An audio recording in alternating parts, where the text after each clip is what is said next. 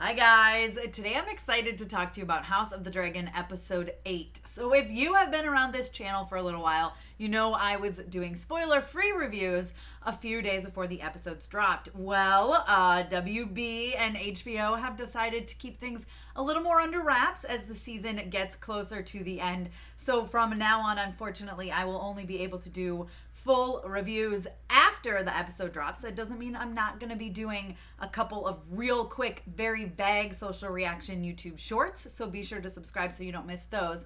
But reviews, for the most part, are going to be coming after the episode drops. The beginning of this video is going to be spoiler-free for those who have not yet seen the episode and really want to just kind of know what they're getting into and what my thoughts are without diving into spoilers. The second half of this video will contain spoilers. So that is kind of the new way things are going to be going from now until the end of the season. Things might change with season 2. We will see. But for now, I'm very excited to talk to you about House of the Dragon, episode 8.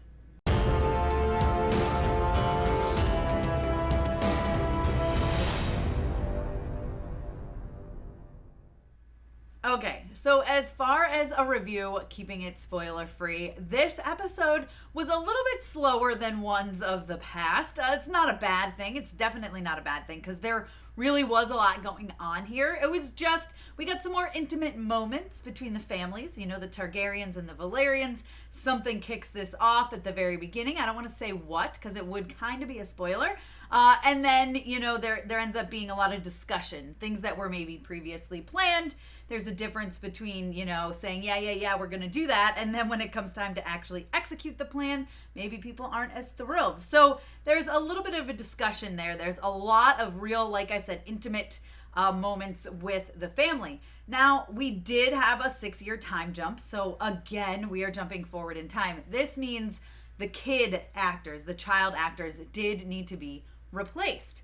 Makes sense. Obviously, there's no way those kids could have played 6 years older, so I understand that. Now, I will say it takes a second to kind of like, oh, this person is that person. This person is that person.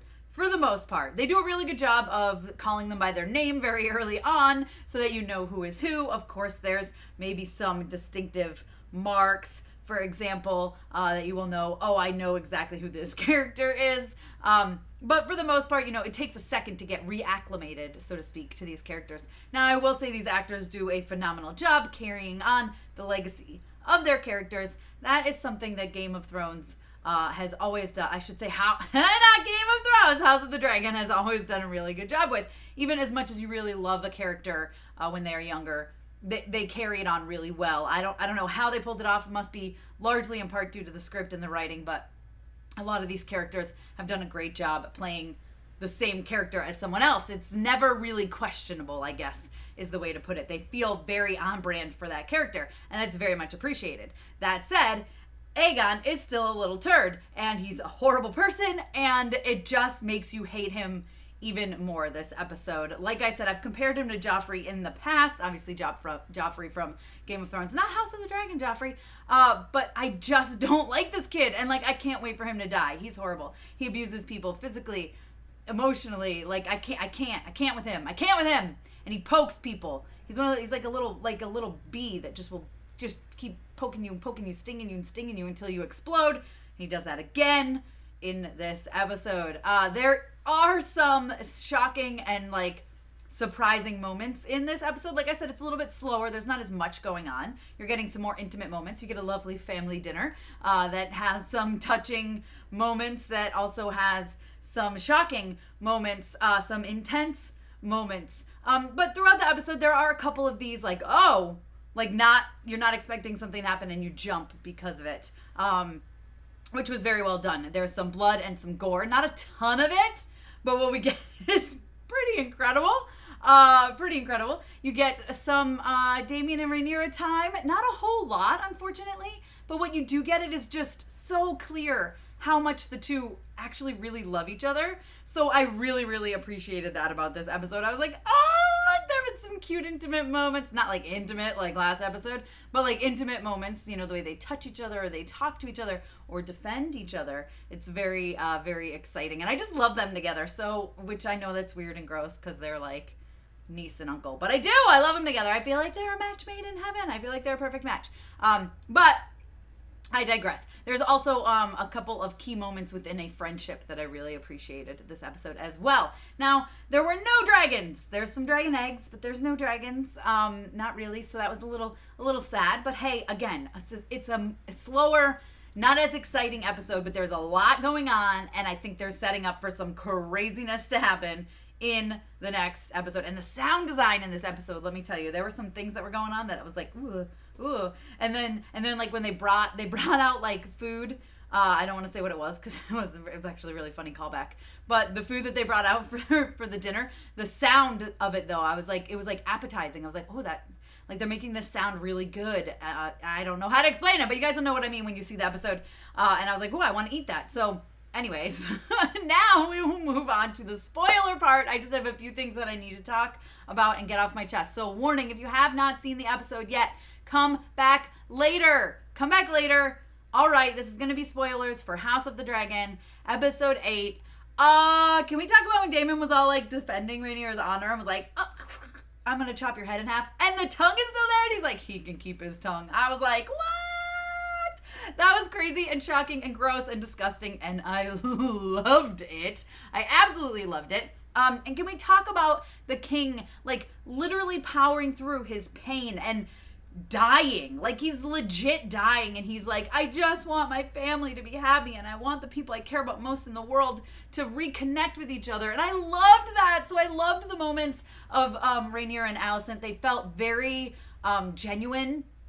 Felt like we'd been waiting a really long time for them to just get back to that place and that friendship, and while they aren't there yet, it felt like they're taking a massive step forward. I did kind of love the shade of like seeing the scar on Rhaenyra, and Alicent like looks at it and she like pulls her sleeve down. I enjoyed that. But just the moment at the family dinner when they're kind of all coming together and like, yes, okay, we know, all right, we're going to get through this. We've figured it out, even though we kind of had a plan in place. And then, you know, when someone dies and you actually like, oh, now we have to know who's going to take the throne. Not the Iron Throne in this case, although that's coming very soon. The Driftwood Throne, you know, it felt very like, okay, now it's time to execute the plan, and people are, of course, are going to fight and argue just a little bit, right? They're going to try their best to sit on the throne, and they did get back to that moment, get back to like, okay, this is where we're going to be. We get it. We love each other. We're happy. Of course, some of the cousins, the boys, they're not having it. Like, literally, Aemon just repeatedly saying they're strong boys, just trying to tick them all off. We get a fight, you know, but I did love how Alicent was like, you know, the king and I would love for you to come back. You just got here. And Alicent's like, I'll come back on Dragonback. Like, I'll come see you. And I was like, I love them. Well, now that their friendship is finally starting to be rekindled, I feel like that's going to all go down the drain because, you know, as the king's dying, he's all like, oh, you were the prince that was promised to Alicent. And I'm like, oh, here we go. And she's like, I understand. And I'm like, okay, now they're going to start fighting again, probably. It's not what I wanted. I knew we weren't going to get a happy ending here on House of the Dragon, okay, clearly. But I still was like hoping for like maybe an episode of them being friends again, and I just don't think that's going to be the case. Now that he's he's dead, and that was disgusting. Can we talk about him having his mask off and like the face? Because that was like really well done. I don't know if it was prosthetics, visual effects, or a combination of them, but it was nasty to the point where I even had to look away, which I don't have to do very often. So enjoyed that. That was gross, and I loved it. But yeah, now that he's dead, like, things are about to get shaken up again. And just like I said, you can have a plan in place. You can say, yes, this is what we are going to do. But when it is time to execute it, it just might not happen the way it was planned to happen. So those are my thoughts on House of the Dragon, episode 8. I cannot wait for episode 9. You guys let me know what you thought of episode 8. Down below in the comments. Be sure to give me a thumbs up. Don't forget to subscribe. Hit that notification bell so you don't miss out on more videos like this. Like I said, unfortunately, there won't be, for now anyway, spoiler-free full video reviews, but I will be doing YouTube shorts with quick initial reactions as soon as I finish the episodes, so you can stay tuned for that every week, probably Wednesday or Thursday, depending on when WB sends the screeners over. You guys can follow me over on Instagram, Twitter, and TikTok. I'm MamasGeeky over there. You can also check me out at mamasgeeky.com. And I will see you guys next week.